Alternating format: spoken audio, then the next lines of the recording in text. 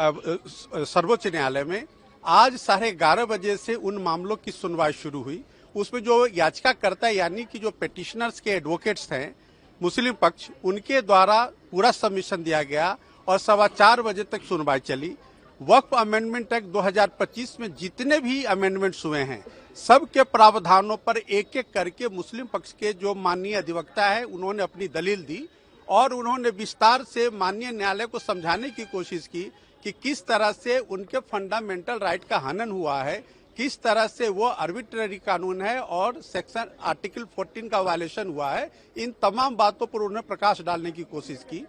आज शाम 4:15 बजे तक मुस्लिम पक्ष के जितने भी सीनियर एडवोकेट्स थे सबों ने अपनी दलील दी है। अब कल भारत सरकार और भारत सरकार के समर्थन में जितने भी संस्थान हैं, यहाँ तक कि 2 राज्यों के वक्फ बोर्ड भी भारत सरकार के समर्थन में आए हैं, वो भी कल अपना दलील देंगे और उनके साथ जो इंटरवेनर्स हैं भारत सरकार के पक्ष का समर्थन में वो भी अपनी दलील देंगे। तो उनके लिए कल का समय मुकर्रर किया गया है। अब कल जब भारत सरकार का आर्गूमेंट होगा, भारत सरकार के समर्थन में जो पक्षकार है उनका आर्गूमेंट होगा, उसके बाद पता चलेगा कि कोर्ट का रुख किस तरह का है।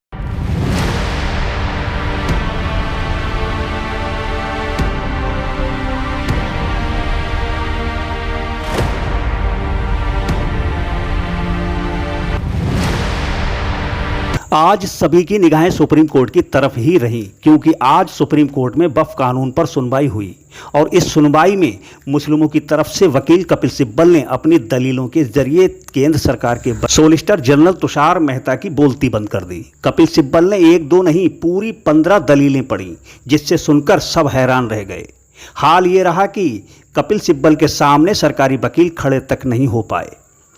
दोस्तों, पिछली सुनवाई यानी 15 तारीख को सीजेआई गवई ने सरकारी पक्ष और हिंदू पक्ष को साफ तौर पर कह दिया था कि वक्फ अधिनियम 1995 उस समय की कांग्रेस सरकार जो लेकर आई थी उस पर हम आप लोगों को बहस करने की अनुमति नहीं दे सकते। और इतना सुन भाजपा सरकार का चेहरा उतर गया। उसके बाद सुनवाई की अगली तारीख दे दी गई और ये कहा था कि लंबी बहस का समय दिया जाएगा, दोनों पक्षों को सुना जाएगा। तो आज यानी 20 मई को कोर्ट में सुनवाई हुई और पहला मौका कपिल सिब्बल को दिया गया और कपिल सिब्बल ने आज सरकारी वकील की बोलती बंद कर दी। कपिल सिब्बल पूरी 15 दलीलें दी। तो दोस्तों नमस्कार, मैं रिशाद अली और आप देख रहे हैं यूपी 76 न्यूज़, खबर हमारी दुनिया तक। बस आपसे एक ही निवेदन है, यदि आप हमें फेसबुक पर देख रहे हैं तो फॉलो करें और यदि यूट्यूब पर देख रहे हैं तो चैनल को सब्सक्राइब करके घंटी वाला बटन जरूर दबाएं।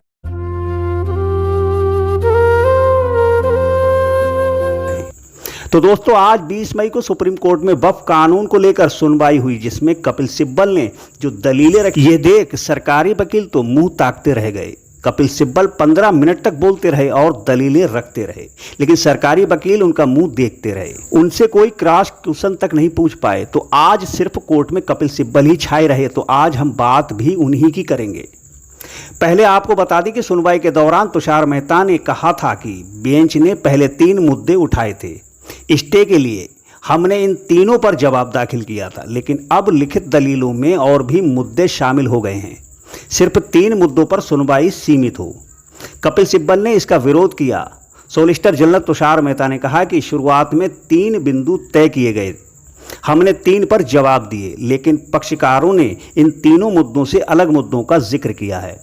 कोर्ट में सिर्फ 3 मुद्दों पर ही फोकस हो, लेकिन कपिल सिब्बल ने इसका विरोध किया और 15 दलीलें रख दी, जिस पर सरकारी वकील मुंह देखते रह गए। वरिष्ठ वकील कपिल सिब्बल ने विरोध करते हुए कहा कि हम तो मुद्दों पर दलीलें रखेंगे, मंदिरों की तरह मस्जिदों में 2000-3000 करोड़ चंदे में नहीं आते। कपिल सिब्बल ने कहा कि पिछले अधिनियम में पंजीकरण की आवश्यकता थी और क्योंकि आपने पंजीकरण नहीं कराया, इसे वक्फ नहीं माना जाएगा।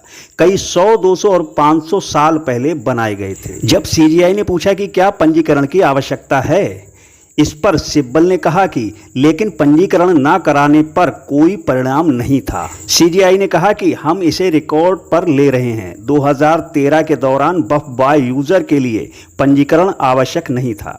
क्या ये स्वीकार था?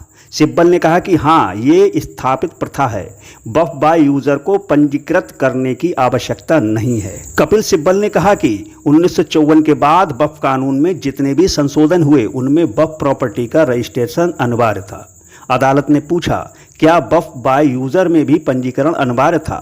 सिब्बल ने हाँ में जवाब दिया। अदालत ने कहा कि आप कह रहे थे 1954 से पहले उपयोगकर्ता द्वारा वक्फ का पंजीकरण आवश्यक नहीं था और 1954 के बाद ये आवश्यक हो गया। वक्फ बाय यूजर को लेकर सिब्बल ने कहा कि मंदिरों में चढ़ावा आता है लेकिन मस्जिदों में नहीं। यही वक्फ बाय यूजर है। बाबरी मस्जिद भी ऐसे ही थी। 1923 से लेकर 1954 तक अलग अलग प्रावधान हुए लेकिन बुनियादी सिद्धांत यही रहे। कपिल सिब्बल ने कहा कि वक्फ को दान दी गई निजी संपत्तियों को केवल इसीलिए छीना जा रहा है क्योंकि कोई विवाद है। इस कानून को वक्फ संपत्तियों पर कब्जा करने के लिए डिजाइन किया गया है। सिब्बल के तर्क पर अदालत ने कहा कि दरगाहों में तो चढ़ावा होता है। इस पर सिब्बल ने कहा कि मैं मस्जिदों की बात कर रहा हूं, दरगाह अलग है। कपिल सिब्बल ने कहा कि एक बार वक्फ हो गया तो हमेशा के लिए हो गया। सरकार उसमें आर्थिक मदद नहीं दे सकती। मस्जिदों में चढ़ावा नहीं होता। वक्फ संस्थाएं दान से चलती हैं। कपिल सिब्बल ने यह भी कहा कि कलेक्टर जांच करेंगे। जांच की कोई समय सीमा नहीं। जब तक जांच रिपोर्ट नहीं आएगी तब तक संपत्ति वक्फ नहीं मानी जाएगी। सीजेआई ने पूछा कि क्या इससे धर्म का पालन करने पर कोई रोक लग जाती है? इसके जवाब में सिब्बल ने कहा कि ये प्रावधान अनुच्छेद 25 का उल्लंघन है। संशोधन से वक्फ को सरकार ने अपने पास ले लिया है। इसके बाद यदि कोई अनुमति जनजाति मुस्लिम है और वक्फ बनाना चाहती है तो ऐसी संपत्ति वक्फ नहीं है और ये सीधे तौर पर अधिग्रहण है और अनुच्छेद 25 के तहत अधिकार छीन लिया जाता है। कपिल सिब्बल ने यह भी कहा कि मैं सरकार को क्यों दिखाऊं कि मैं एक मुसलमान हूं, इसका फैसला कौन करेगा और मैं 5 साल तक क्यों इंतजार करूं? यह अनुच्छेद 14, 25 और 26 का उल्लंघन है। सिब्बल ने आगे कहा कि अब वक्फ बाय यूजर को हटा दिया गया है। इसे कभी भी हटाया जा सकता। ये ईश्वर को समर्पित है। ये कभी खत्म नहीं हो सकता। अब ये सुनिश्चित कर रहे हैं कि केवल वही वक्फ बाय यूजर बचेगा जो रजिस्टर है। कपिल सिब्बल की दलीलें सुनने के बाद सीजेआई बीआर गवई ने कहा, खजुराहो में एक मंदिर पुरातत्व विभाग के संरक्षण में है, फिर भी लोग वहां जाकर पूजा अर्चना कर सकते हैं। सिब्बल ने कहा, नया कानून कहता है कि अगर कोई संपत्ति एसएसआई संरक्षित है तो ये वक्फ नहीं हो सकती। कपिल सिब्बल ने आगे कहा कि एक अन्य प्रावधान लाया गया है जिसमें वक्फ करने वालों का नाम और पता, वक्फ करने का तारीख और वक्फ की तारीख मांगी गई है। लोगों के पास ये कैसे होगा? 200 साल पहले बनाए गए वक्फ मौजूद हैं और अगर ये नहीं देते हैं तो मुतवल्ली को 6 महीने के लिए जेल जाना पड़ेगा। तो दोस्तों, ये थी कपिल सिब्बल द्वारा दी गई 15 दलीलें। तो आइए सुनते हैं all India Muslim personal law board के प्रवक्ता सैयद वसीम रसूल इलियास ने क्या कहा। आज मुसलमानों का पक्ष को ज्यादातर सुना गया है और उसमें सबसे ज्यादा 4 वकीलों ने बात की है। कपिल सिब्बल साहब ने सबसे ज्यादा वक्त लिया, उसके बाद राजू धवन साहब ने कहा, उसके बाद संघवी साहब ने कहा, उसके बाद सीयू सिंह साहब ने कहा। अहमदी साहब को दिया था टाइम, अभी बात नहीं हुई उनकी। तो मैं ये कहना चाहता हूँ कि देखिए, असल में आज के आर्गूमेंट के अंदर पूरी तफसील से ये वक्फ कानून पे बहस हुई है। सिब्बल साहब ने ये बात कही कि साहब ये वक्फ कानून को देखकर साफ तौर पर अंदाजा होता है कि मुसलमानों के राइट्स को छीना जा रहा है। जो कॉन्स्टिट्यूशन ने उनके फंडामेंटल राइट्स दिए हैं वो उसमें छीन लिए जा रहे हैं और एक पर्टिकुलर कम्युनिटी को अपने रिलीजियस कामों से रोका जा रहा है। उन्होंने कहा कि देखिए, ये वक्फ बाय यूजर का जो कानून है वो सिर्फ मुसलमानों में नहीं है, बाकी लोगों में भी है कि ऐसी प्रॉपर्टी जो 200 साल पहले 500 साल पहले किसी काम के लिए दी गई थी उसके डॉक्यूमेंट तो नहीं मिलेंगे। या ये आप कह रहे हैं कि आप जिसने वक्फ किया है उसका कोई लिखित रूप में चाहिए, वो भी नहीं मिलेगा। और वक्फ ये उसके इस्तेमाल की वजह से उसको मान लिया गया कि वक्फ बाय यूजर की प्रॉपर्टी, वक्फ की प्रॉपर्टी है। अब आप ये कह रहे हैं कि वक्फ बाय यूजर में कोई डिस्प्यूट खड़ा हो जाएगा तो वक्फ बाय यूजर नहीं रहेगा। तो डिस्प्यूट तो कोई भी खड़ा कर सकता है, कभी भी खड़ा कर सकता है। और दूसरी बात, आप ये कह रहे हैं कि वक्फ बाय यूजर की प्रॉपर्टी को रजिस्टर्ड होना चाहिए, जो रजिस्टर्ड नहीं हो सकती थी इसलिए वक्फ बाय यूजर थी वो। तो अगर आप कहेंगे डॉक्यूमेंट लाइए, डॉक्यूमेंट नहीं होगा तो आप उसको वक्फ बाय यूजर नहीं मानेंगे।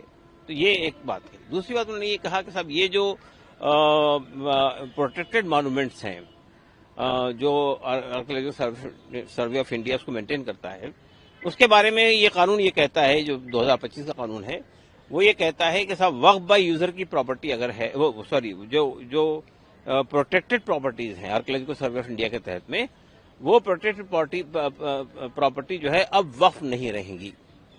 यानी मतलब ये कि अगर वो आर्कियोलॉजिकल सर्वे ऑफ इंडिया उसको मेंटेन कर रहा है तो अब उसकी वक्फ की हैसियत खत्म हो जाएगी। तो इसका मतलब ये है कि अब उसमें आप नमाज नहीं पढ़ सकते, दरगाह है तो वहां श्रद्धालु नहीं जा सकते, या खानका है तो वहां पे उस तरह के लोग नहीं जा सकते। तो ये तो आप मेरे रिलीजियस राइट को खत्म कर रहे हैं। तो ये जो तरीका है कि साहब प्रोटेक्टेड मॉन्यूमेंट, और उनका ये खुद प्रोटेक्टेड मॉन्यूमेंट का आर्कियोलॉजिकल सर्वे ऑफ इंडिया का जो कानून है उसमें भी ये बात मेंशन नहीं है।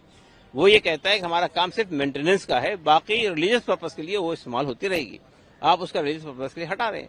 कोई मस्जिद है तो नमाज पढ़ने के लिए बनती है, वो दिखाने के लिए, उससे पैसा आमदनी बनाने के लिए, प्रोटेक्टेड मॉन्यूमेंट को प्रिजर्व करने के लिए नहीं है। वो बेसिकली वो मस्जिद के लिए बनाएगी, नमाज पढ़ने के लिए, तो नमाज होनी चाहिए वहां पे।